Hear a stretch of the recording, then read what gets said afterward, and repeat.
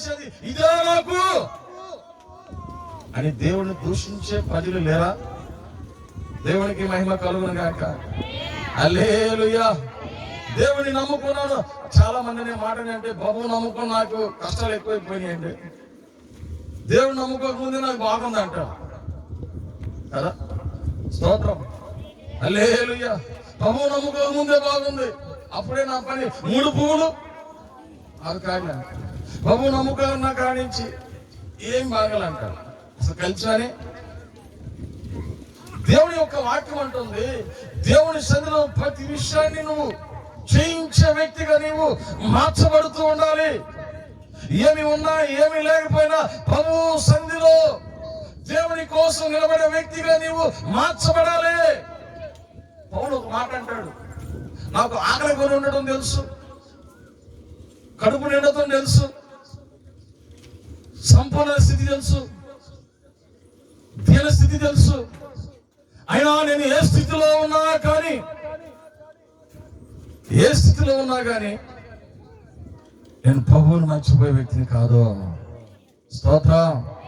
హల్లెలూయా. హల్లెలూయా. నేను ఏ స్థితిలో ఉన్నా కానీ ఆ స్థితిలో నేను ఎలా ఉన్నానంటే సంతృప్తి కలిగి ఉన్నాడంటే అండి. ఎంత గొప్ప మాట అన్నాడండి. దేవునికి మహిమ కలుగును గాక. ఒక కారు ఉంటే 2 కార్లు కావాలనుకున్నాడా? ఒక ఇల్లు ఉంటే 2 ఇల్లు కావాలనుకున్నాడా? ఒక గేదె ఉంటే 2 గేదెలు కావాలనుకున్నాడా? ఒక ఎకరం పొలం ఉంటే 2 ఎకరాల పొలాలు కావాలనుకున్నాడా? ప్రభువా నేను ఏ స్థితిలో ఉంటే ఆ స్థితిలో ఉంటే నాకు మేలయ్యా అన్నాడు. అంతేకాని ఆయన స్థితిని చూసి ఆయన దూషించుకున్న వ్యక్తి కాదు. ప్రభువా ఎందుకు నన్ను ఇంత దరిద్రుడిగా చేశావని చెప్పి ఎన్నడూ కూడా దేవుని దూషించిన వ్యక్తి కాదు. ప్రభు నామాన్ని మైలపరిచిన వాడిగా ఉన్నాడు. నేటి కాలం పరిస్థితి చూస్తే ప్రతి ఒక్క వ్యక్తి మేలును కోరుకునే వ్యక్తిగా ఉన్నాడు. కానీ ఏదైనా చిన్న శోధన చిన్న శ్రమ కలిగితే వెంటనే ఏం చేస్తారంటే గుడి మానేస్తారు.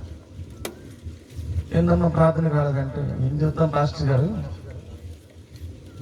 అదండి ఇంకా అందుకని మేము ప్రార్థన అండి రాలేదండి. స్తోత్రం. స్తోత్రం. హల్లెలూయా. అందుకని మేము ప్రార్థనకి రాలేదండి. ఎందుకని రాలేకపోయామని. అదే ఏదన్నా పిల్లవాడికి మంచి ప్రమోషన్ వచ్చి ఉద్యోగం వచ్చానుకో, ఆ రోజు సాక్ష్యం ఏదో 1 అరగంట 30 గంట అయిపోయింది.